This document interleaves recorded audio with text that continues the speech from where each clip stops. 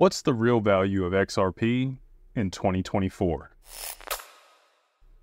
All right, so I made, a lot of different content on XRP over the last couple years.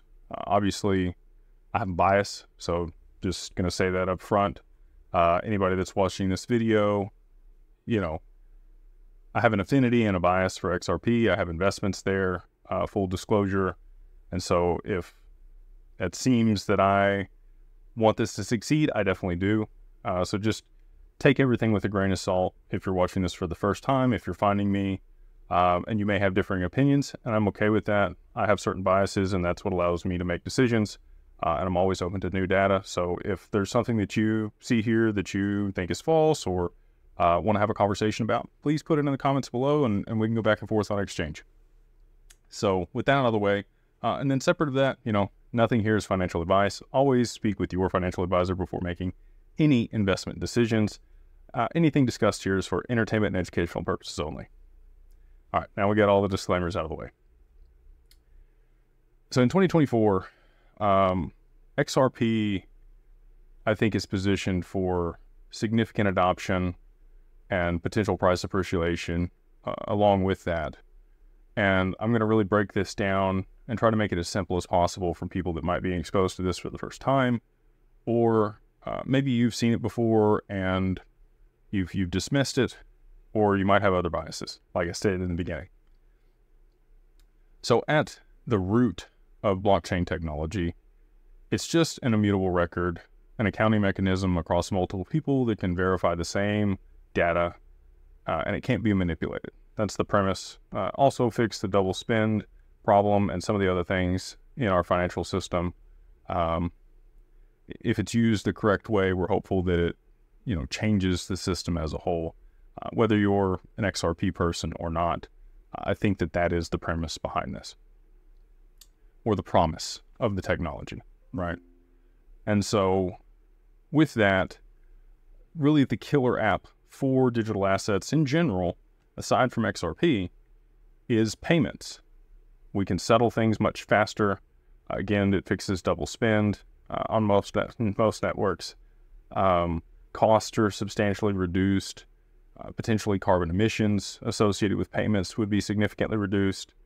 There's just a lot of efficiencies and problems that are fixed by using blockchain as a medium or the method for exchanging value. And so, again, I've talked about this in a previous video.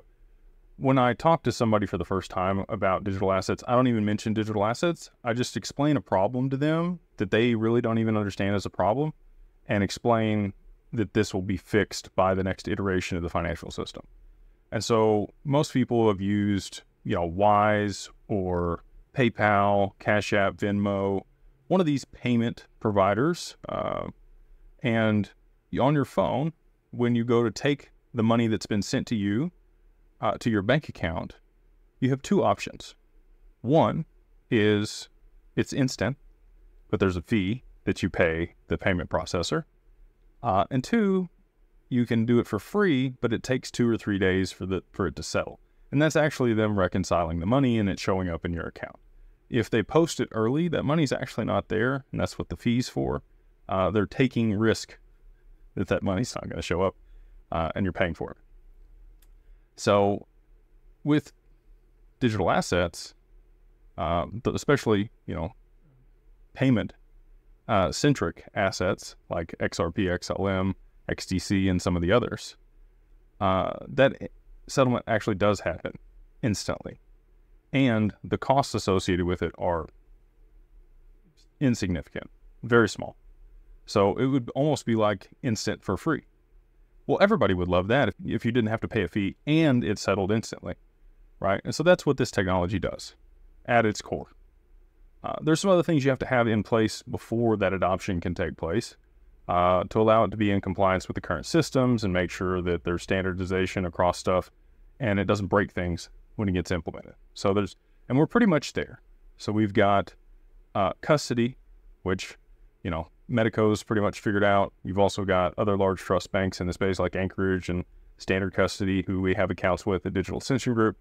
Now we're looking at identification, because you got to have KYC, AML, OFAC, BIS, all the things in order for people to exchange value and know who they're exchanging it with, and make sure that we're able to monitor bad actors, and remove their capability to transact if, the government chooses to do so. Or an organization. You want to know that the person you're transacting with is legitimate and they're not going to be using whatever the funds are for illicit activities, right? So, got to have those two things in place before you really can go to market with this and build all the cool stuff that we want. So those things, we've got digital identity as an amendment on the XRPL, which would make it inherent to the network.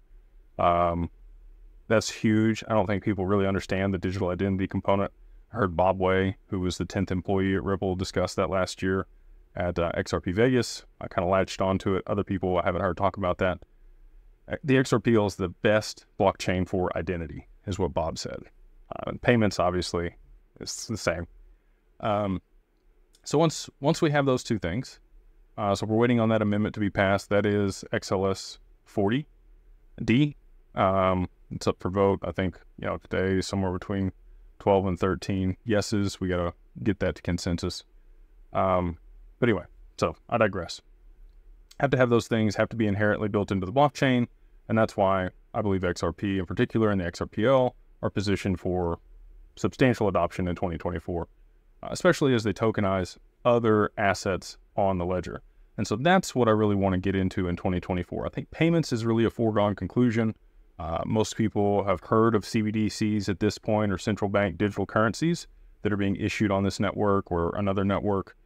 And people, that's still ambiguous. A lot of people don't understand that, but it's really just what you'll use to transact over this technology. And you'll be able to pay with that. You can hold it. You might receive rewards or interest for holding it in your digital wallet at your bank account. Most of them are already in position. They've turned your bank account into a digital wallet at this point on your phone. And most of them will be transacting with CBDCs within the next few years. So again, payments really kind of a foregone conclusion. Most of the regulatory bodies all over the world have already put frameworks in place for this. We're still a little bit behind here in the US, but we've got stablecoin regulation on the docket here in Q1, according to French Hill. And in that regulation, XRP in particular would be deemed a bridge asset or a bridge currency. And that would allow it to be an intermediary for the exchange of value, right? So say I wanted to pay you in dollars, but you wanted something else on the other side of that transaction. Maybe you want anything else of value that's been listed on the ledger. There's a DEX, or decentralized exchange, that's built in to the XRPL that allows anybody to exchange value, what they want to pay with, and the other person gets what they want to receive. So, kind of like barter was back in the day. I might want to pay you with chickens, and I get your cows, and we swap, right? Well, that's not dollars, but we still exchanged value. And so that's what this technology will allow also, is it's really agnostic. Anything can be issued on the network, can then be exchanged through the DEX and swapped into XRP, and then swapped for whatever the other person wants on the other side of the transaction. And so that opens up all kinds of possibilities, which is really cool. You might be able to pay for your groceries in Apple stock, right? They're still going to get dollars, or the dollar CBDC that they want on the other side of that transaction. But you can pay with whatever's been issued on the network. And there'll be interoperability between networks. I'm not saying that the XRPL is the end-all be-all. I just think that the majority of the large value transactions will end up there and be transacted on that network. So Swift in particular. The other thing you need is standardization of messaging. And Swift over the last 4 years here has been hot and heavy on ISO 20022. The protocol is interoperable with those standards, and it's a messaging standard. So when people list out payment information, everybody uses the same list, right? It's in a specific order. They know exactly what they're supposed to get. They can read it, and then you can automate things. If everybody wanted different information in a different order, then it makes it really hard to automate payments and have instant settlement. So that's what they've worked to do over the last 4 years here, is get everybody on the same page, on the messaging standard, and that's ISO 20022. And then they'll be able to add the instant settlement layer on top of that, which XLM and XRP, Hyperledger and the XRPL, basically integrate very easily with those standards and allow for interoperability and instant settlement for SWIFT. So international payments is a huge area of problem. And again, like I said, payments is kind of a foregone conclusion at this point. This year, I'm expecting adoption of CBDCs from a G7 nation, which was put out by Ripple at the end of last year. At least one. I think it's going to be Japan, is my speculation. We'll see if that comes true or not. And then I think others will follow suit pretty quickly after that. They're the only one that's in the pilot phase. Everybody else is still in the development of that, the previous phases. And we have other countries that have already issued a CBDC. Bohemian Sand Dollar, Palau. So with that, we've got some test use cases, and now the big boys, I think, are going to step in 2024 and roll out their CBDCs. So with that, that's going to be a pretty significant amount of value that starts beginning to flow over these networks for international remittance and payments. SWIFT moves about $5 trillion per day in payment volume. And so really that just comes down to supply and demand at that point for the token that's moving that. XRP only has 100 billion supply, half of that's locked up. Ripple does release, a billion of that onto the market every month to maintain price stability.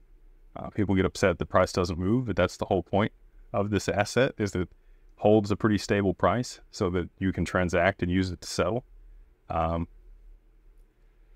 So anyway, let's say we got adoption of that. And then you've got a pretty interesting scenario that's now playing out in stocks now that we have Bitcoin attached to an ETF, a spot ETF. So BlackRock, Grayscale, Fidelity, all these other people that have filed these ETFs, they're still settling T+2. So what that means is there's a clearinghouse, a broker, and then a retail investor. The retail investor uses the broker to source stock, buy the ETF, whatever it is. The clearinghouse will actually front the money to the broker because it doesn't settle for 2 days. They'll front the stock, to the broker, and then the broker sends them the money and it ends up settling on their side 2 days later. So if you needed to buy or sell Bitcoin very quickly, it settles almost instantly. The ETF does not.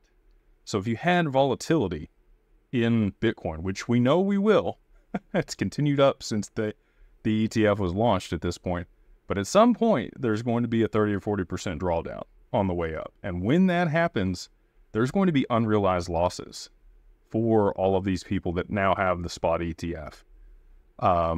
Depending on how many people liquidate and how they balance that, it's going to take them 2 days to do it. So they're going to need some mechanism to be able to settle the stock market real time.